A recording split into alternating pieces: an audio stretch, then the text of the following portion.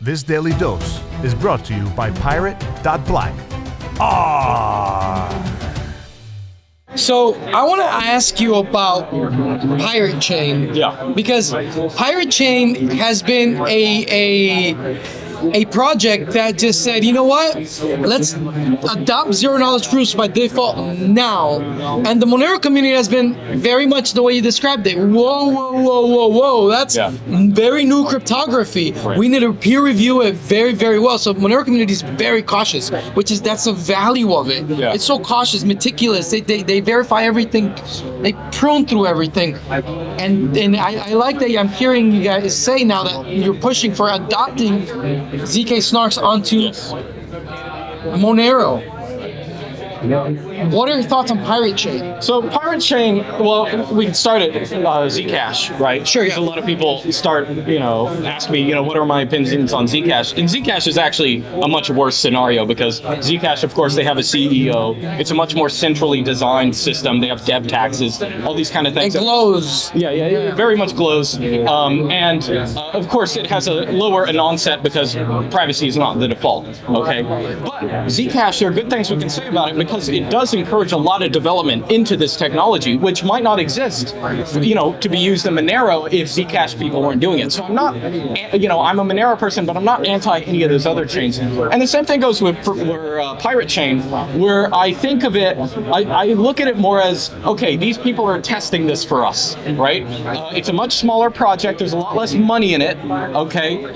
So I view it as more of an experimental thing. But yes, I do think that, and of course, Monero has things that they don't. They have, ASIC resistance. I don't think Pirate Chain has tail emission, does it? No, I don't think so. So there are other things that I think Monero does better that would also be kind of, that would be decision makers, right? But I do think it's I'm not against other chains existing, although I think of myself as kind of a maximalist in the end game.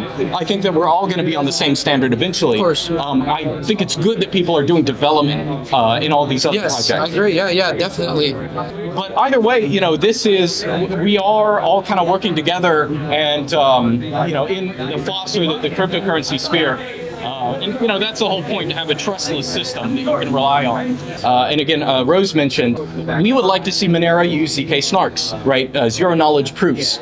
So zero-knowledge proofs, if you don't know what these are, they will blow your mind when you really understand. I'm not even the best to explain them, but the idea... It's weird to explain them, yeah. The idea of a zero-knowledge proof is it's a way of proving that a statement is true without knowing what the content of the statement is. Right, it's a really weird cryptographic thing that people can do.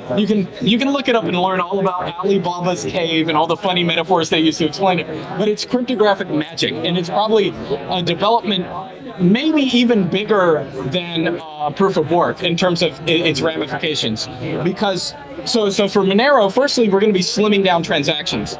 Secondly, there are vectors for attack on Monero, okay? So a lot of times people say the EAE attacks, so the idea behind this is, let's say you get Monero on an exchange and you transfer that to a private wallet. Now that's private Monero, but the exchange does know that this transaction that's on the blockchain is legitimate. It's not on the block. Not everyone knows it, but the exchange at least knows that. So if they see that output move around, and it's going to be moving around in ring signatures, so they're going to be phonies and there are going to be real ones.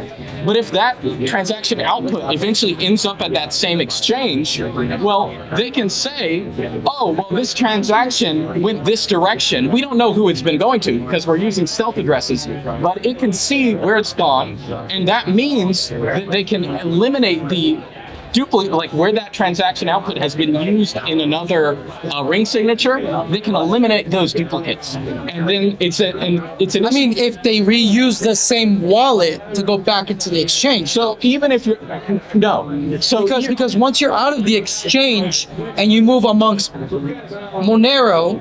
So that's true, but you can still see there are different transactions that are happening, and all is we know for a fact as an exchange that this this transaction began here. Right. We also know where it ended. Now, there are many other transactions on the blockchain that are gobbledygook, but it's like a big maze puzzle where a lot of the mazes don't work. Like, oh, if we assume that this is the real transaction, we know that it couldn't have ended up at this exchange. So you can start eliminating decoy transactions. Now, that's a big problem long term if a lot of people put out their view keys or use custodial exchanges with Monero. So I know, okay, the anonymity set is the lowest the moment you leave the exchange. Right. Right? Yeah. But as you stay out of the exchange and you just transact P2P, That's true. It gets bigger.